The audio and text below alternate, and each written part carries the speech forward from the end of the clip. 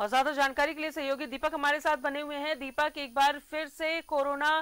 की जो संक्रमण है उसकी रफ्तार चीन में किस तरीके से फैली हुई है, ये हमारे देश में ना पहुंचे इसके लिए तैयारी शुरू कर दी गई है। लेकिन उड़ीसा की अगर बात करें तो BF.7 संक्रमित एक मरीज की पुष्टि हुई है और ये BF.7 बेहद खतरनाक वेरिएंट माना जा रहा है।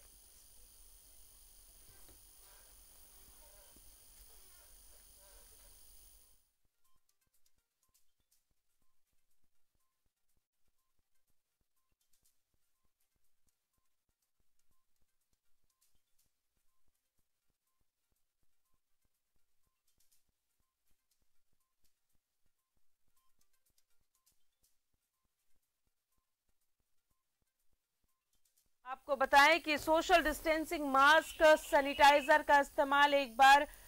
फिर से करना होगा क्योंकि संक्रमण की जो रफ्तार है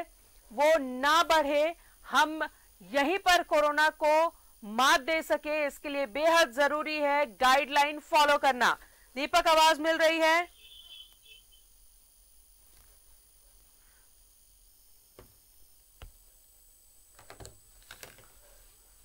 कोरोना के नए वेरिएंट BF.7 की पुष्टि के बाद झारखंड सरकार अलर्ट मोड पर है। स्वास्थ्य सचिव ने सभी जिलों के DC को जारी किया गाइडलाइन, कहा सोशल डिस्टेंसिंग और मास्क का पालन जरूर से करें।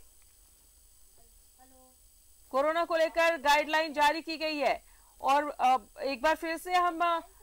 न्यूज़ 11 भारत के दर्शकों को ये अपील करना चाहेंगे कि वो अगर वैक्सीनेट नहीं हुए हैं तो वैक्सीनेशन जरूर से करवाएं। सहयोगी दीपक हमारे साथ मौजूद है। दीपक, कोरोना के नए वेरिएंट BF.7 की पुष्टि के बाद झारखंड सरकार अलर्ट हो गई है।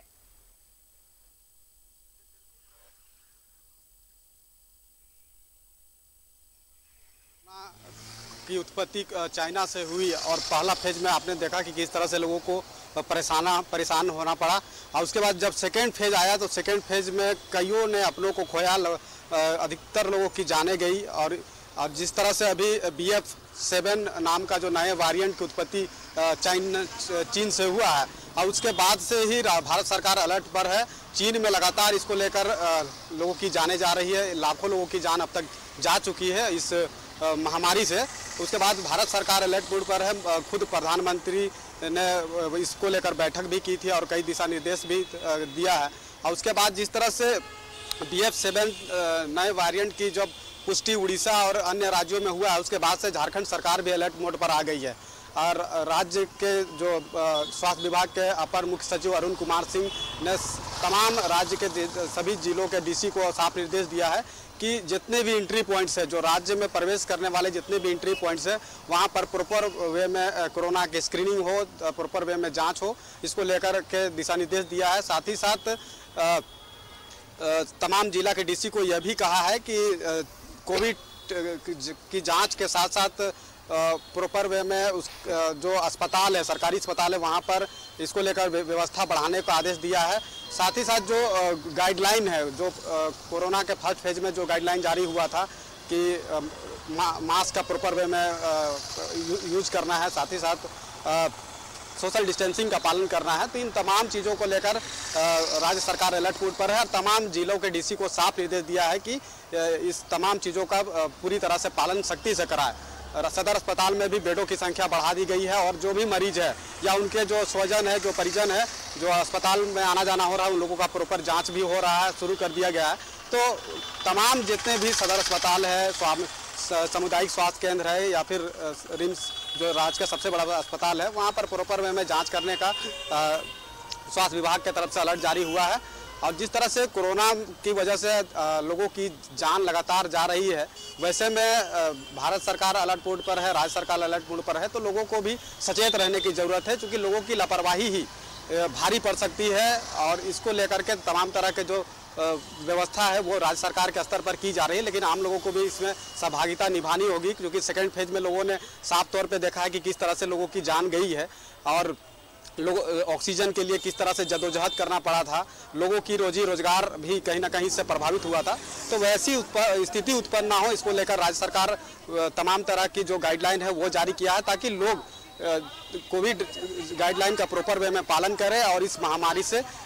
लोगों को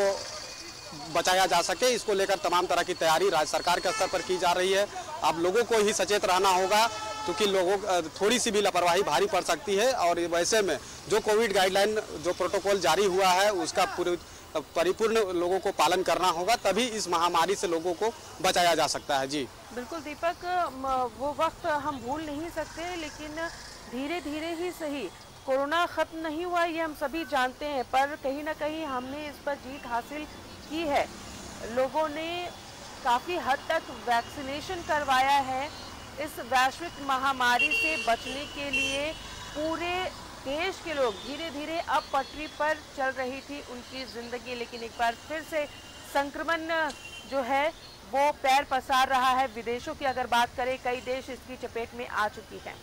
हमारा देश इसके चपेट में ना आए, इसके लिए हर एक शख्स को हिदायत दी गई है और हर एक इंसान को खुद से अपने हिसाब से तैयारी करनी पड़ेगी, क्योंकि किसी के बोलने से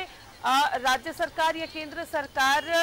कितना भी कुछ कर ले, अगर हर इंसान सचेत नहीं होगा तो मुश्किल बढ़ सकती है। इसीलिए इसकी रोकथाम के लिए जो गाइडलाइन थी उसे फॉलो हर इंसान को करना पड़ेगा।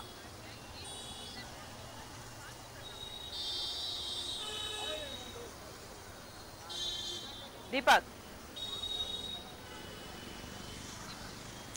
जी राधा, बिल्कुल आपने सही कहा कि लोगों को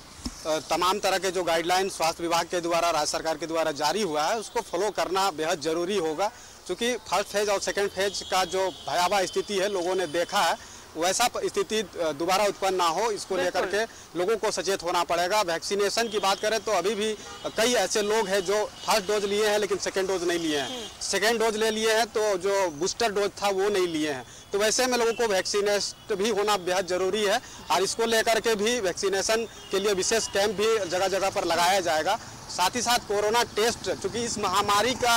अभी चूँकि ठंडा का समय है और ऐसे में सर्दी जुकाम लोगों को आम तौर पे हो जाता है, वैसे में इस लक्षण को अगर पकड़ना है तो उसके लिए प्रॉपर जांच कराना जरूरी होगा। तो वैसे में अगर किसी को भी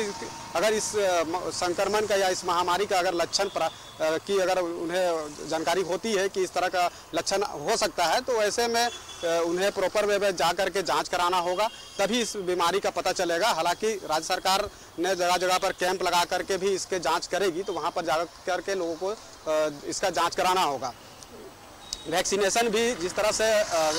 बीच में रुक गया था, लोग इसके प्रति लापरवाही बरत रहे थे, क्योंकि जिस तरह से पहला फेज और सेकंड फेज की महामारी के बाद लोगों की परेशानी बढ़ी थी तो लोग वैक्सीनेट के प्रति जागरूक हुए थे, लेकिन बीच में फिर लोगों में ये वैक्सीनेट के प्रति कहीं ना कहीं ब्रेक लग गया था, लोग वैक्सीनेट नहीं करा रहे थे। अब जिस तरह से BF7 नए वेरिएंट जब इसकी उत्पत्ति हो गई है चीन से, और उसके बाद जिस तरह से भारत सरकार और राज्य सरकार अलर्ट है, तो वैसे में लोगों को भी, जो लोग अगर फर्स्ट डोज लिए हैं तो उन्हें सेकंड डोज ले लेना होगा, और दूसरी बात है कि अगर सेकंड डोज ले लिए हैं तो उन्हें बूस्टर डोज भी लेना होगा। इसके प्रति लोगों को रुचि दिखानी पड़ेगी, भागीदारी निभानी पड़ेगी, क्योंकि राज्य सरकार या भारत सरकार लोगों को दिशा निर्देश दे सकता है। प्रॉपर वे में अगर बहुत ज़्यादा सख्ती बरती जाएगी तो जिस तरह से पहला फेज और सेकंड फेज में जो महामारी के वक्त जो स्थिति उत्पन्न हुई थी, लोगों को बेरोजगार होना पड़ा था, कई लोगों की रोजी रोजगार पर आफत आ पड़ी थी, तो वैसे स्थिति उत्पन्न हो सकती है। इसको लेकर के लोगों में ही सचेत और भागीदारी निभानी होगी, तभी इस महामारी से लोग बच सकते हैं, निजात पा सकते हैं। तो इसमें आम लोगों की सबसे बड़ी महत्वपूर्ण भूमिका होगी कि वो तो राज्य सरकार के द्वारा जारी तमाम दिशा निर्देशों का परिपूर्ण पालन करे। चलिए, बिल्कुल बहुत ज़रूरी है कि हर एक इंसान इसका पालन करे ताकि हम इस महामारी से लड़ सके। बहुत बहुत शुक्रिया आपका दीपक, तमाम जानकारियों के लिए।